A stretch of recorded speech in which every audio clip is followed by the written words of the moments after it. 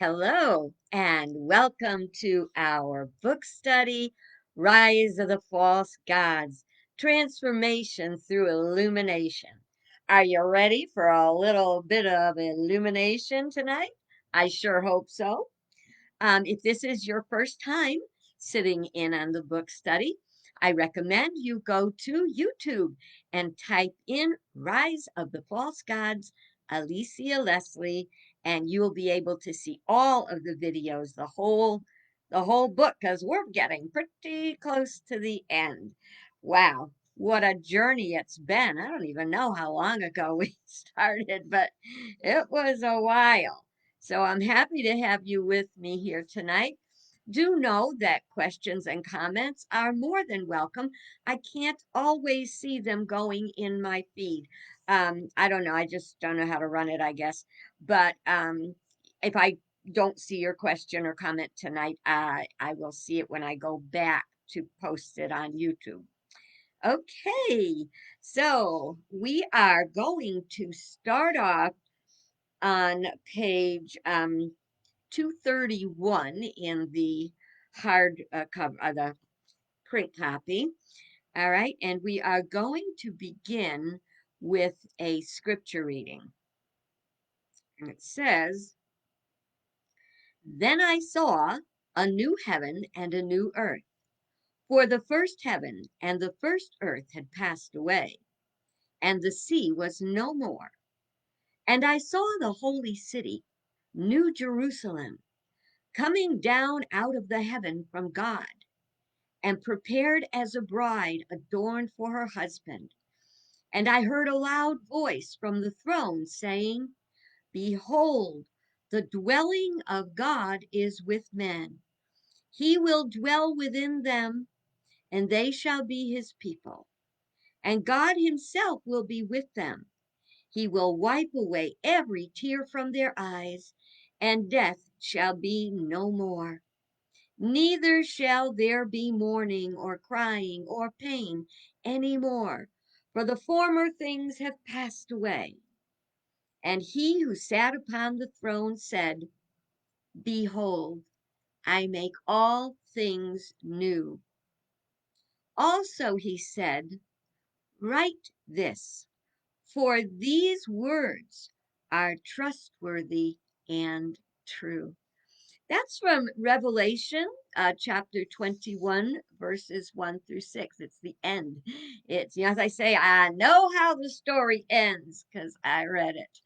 Well, it certainly is a positive message for us to look at, especially after the ride we've had through this book. It has had its moments, hasn't it?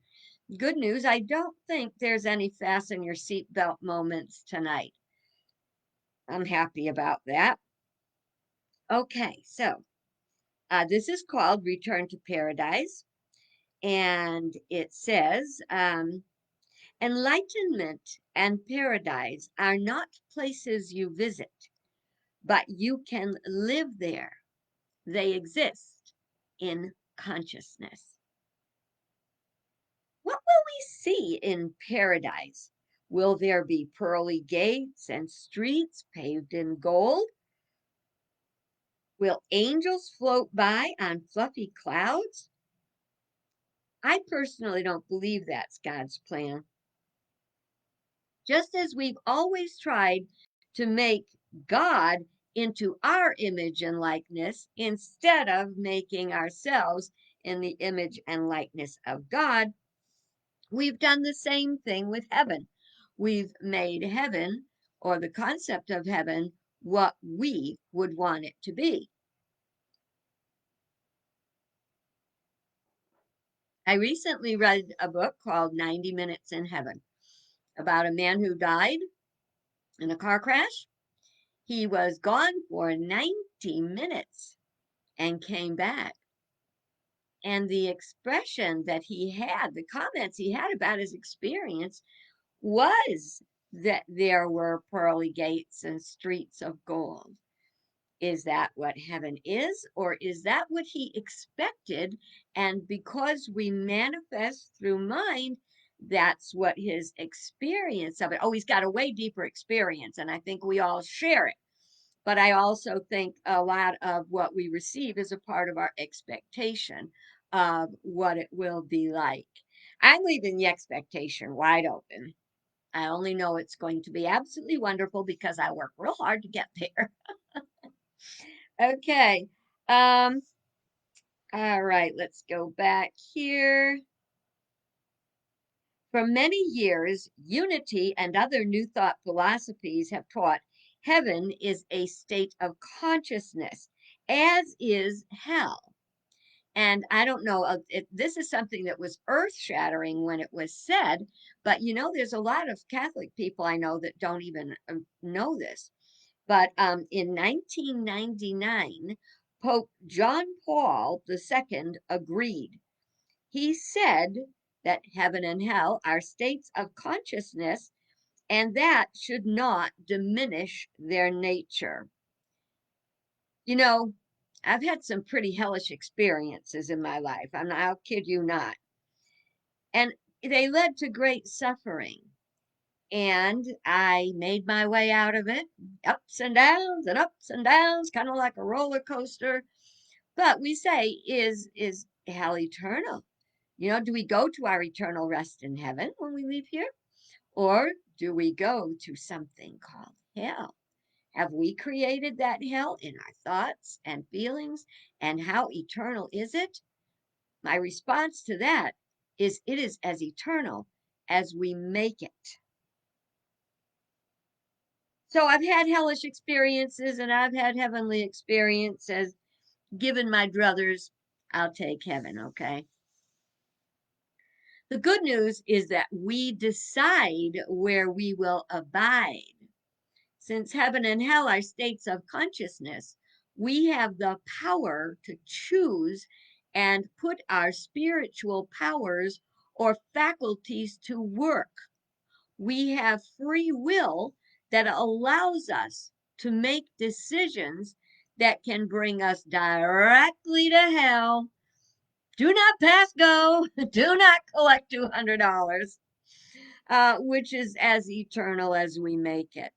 When God banished Adam and Eve from paradise, he told them they're going to have to earn their way back through the toil of their hands and the sweat of their brows, and the woman would bring forth her children in pain. Wow. If you look at this metaphysically or spiritually, these are all lessons saying that that it's not easy. It's simple, but it's not easy to achieve the spiritual maturity we want to have an eternal state of high consciousness, heavenly consciousness. What they had to do is they had to earn by learning, by transformation, through illumination, through conscious awareness of what their thoughts, feelings, and actions as causes sent forth and the effects they reaped. They tried to take that without permission, if you recall, from the tree of the knowledge of good and evil, which they didn't have before. So you can't have evil if evil's not even in your consciousness. So now they have to earn it, and we have to earn it. We're in a daily battle, and the battle is basically happening inside of us. And I haven't lost the war, but I do lose my battles here and there. And I lost one tonight, and I have the indigestion to prove it. I I waited till too long to eat. That was my first mistake. The second mistake was because I was so hungry, I made bad choices in what I ate. And now I am experiencing wicked indigestion. That's why I keep sipping the water. Put out the fire. Okay. Here we are, thousands of years after Adam and Eve, still trying to figure it out. What's taking so long? We wonder.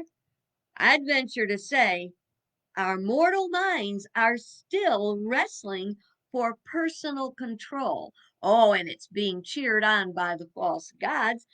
What are false gods?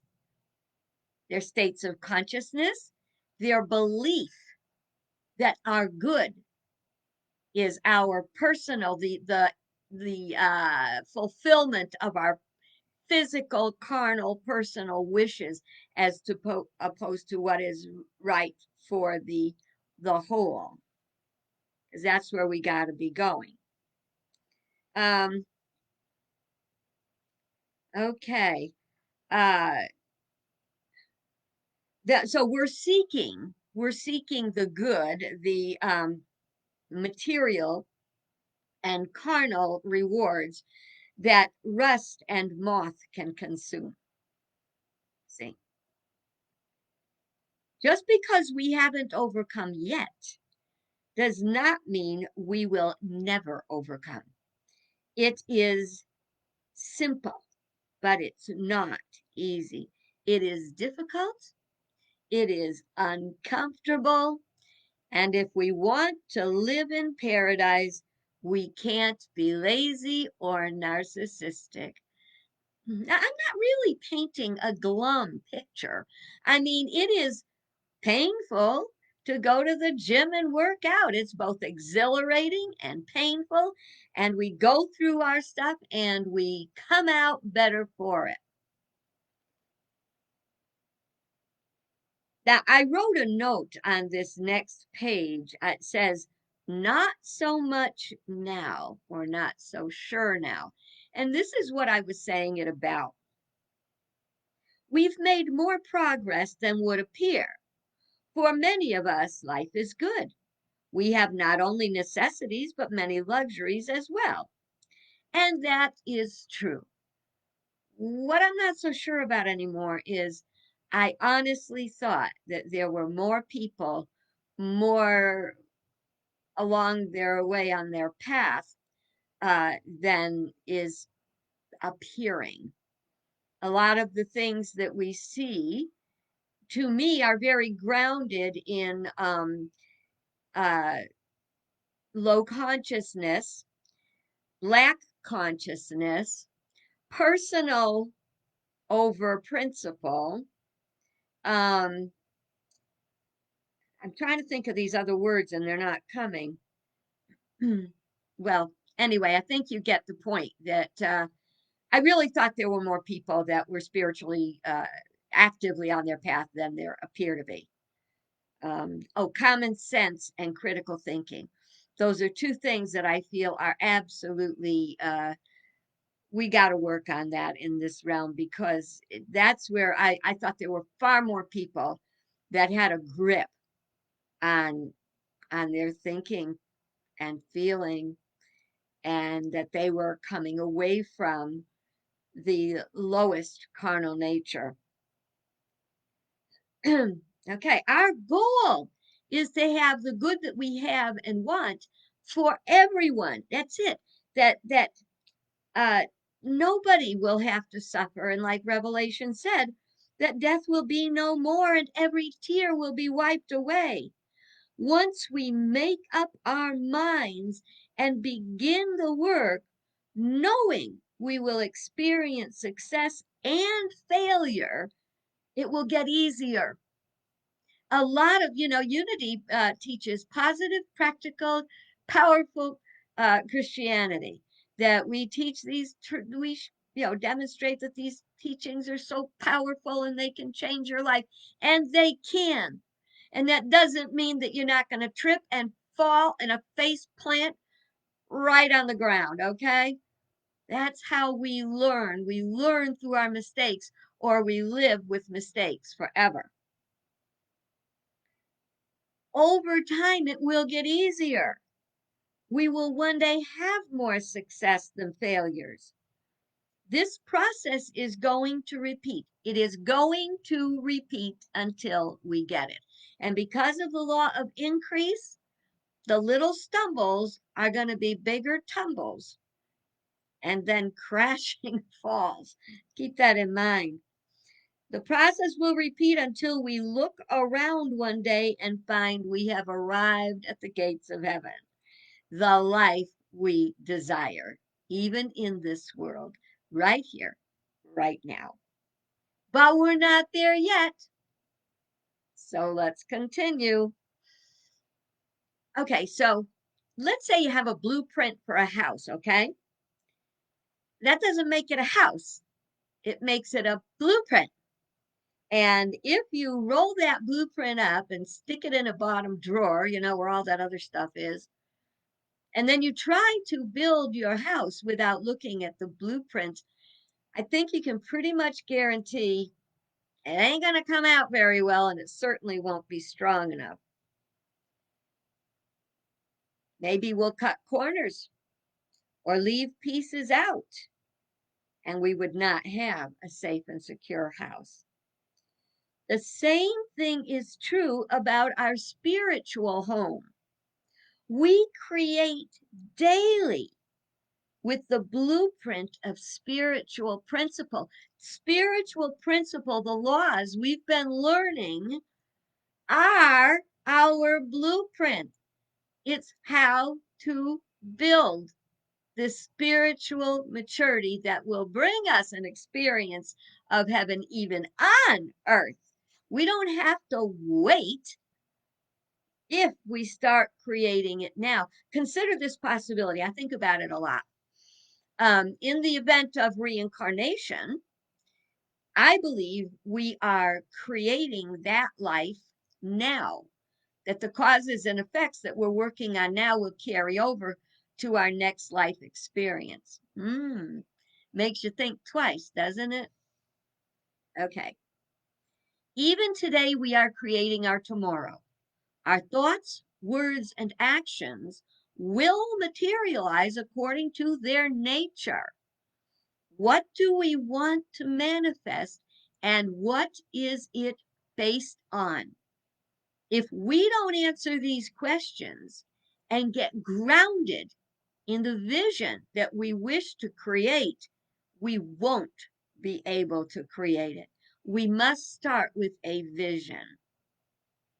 We don't have to rush to find others. We want to start our vision and then connect with others, but we don't have to wait to find the others to start working on our vision. The clearer we get about our vision, the more like-minded energy we will attract in the way of ideas, people, places, things, opportunities. Okay, we have eternity, but if we make poor choices, we will have poor results. Visualization assists in developing, focusing on what we want to create. And in the back of the book here, let me see if I can find it.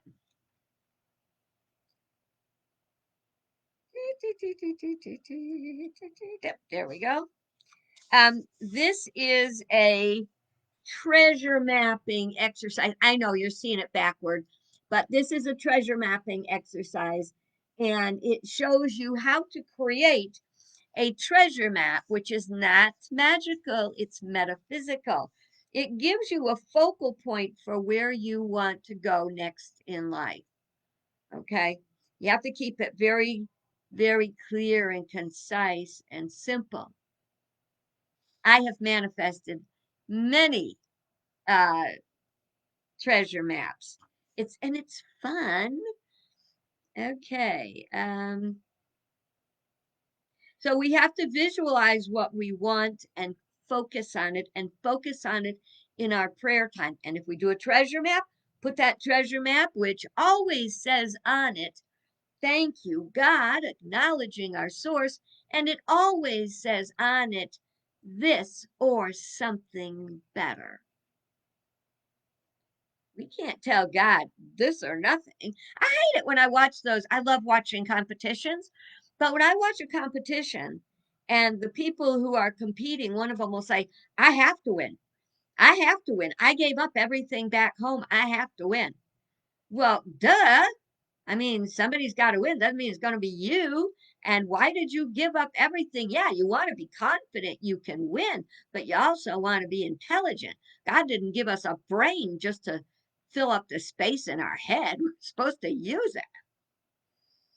Okay. So we want to connect with God in mind and consider the possibilities. Now, I do encourage you to do a treasure map. Okay, now the next section I'm going into is called the remnant, hope for the future. How we're doing time-wise? Doing good. When we're in a dark place, it's difficult to see the light. The future can feel discouraging, but that's the work of false gods attempting to extinguish the light of hope. It's easy to become discouraged. It happens to all of us. And we can feel that it's overcome us, that it's overwhelming. But we're not alone. We may think we're alone, but if we get our thoughts and feelings out of the lower realm of mind, carnal mind, we can access the part of mind that is connected with God mind and with all possibilities. How do we do this? We do this through prayer, meditation, reading enlightening books and articles, magazines. Um, Okay. In the prophecies of Isaiah, we find the word remnant is used 84 times. Now, if you're not familiar with a remnant, if you've sown at all, you know it means that little piece of leftover material, not enough to measure what's left out on the bulk. So a lot of times they just wrap it up, tell you how much it is, and they put it in a bin, which says remnants, leftovers. So the meaning of the word is leftover or what remains. It is a piece of cloth at the end of a bolt that's too small to sell. The metaphysical meaning is being small or irrelevant. But Isaiah sees the remnant as a holy seed. From the remnant, the nation of Israel was restored. Leaving a remnant was always the promise of God. The positive message that gives us is no matter how dark it seems or how insignificant we feel, that we too can make a difference. We are in challenging times, and it is feeling overwhelming very often when you see the amount of craziness, manipulation, misinformation, lying, maneuvering that is going on, not to the highest good of humankind, but to an individual or a group's personal interests. But I have to tell you, get grounded in the thought that God always leaves a remnant, and that would be us.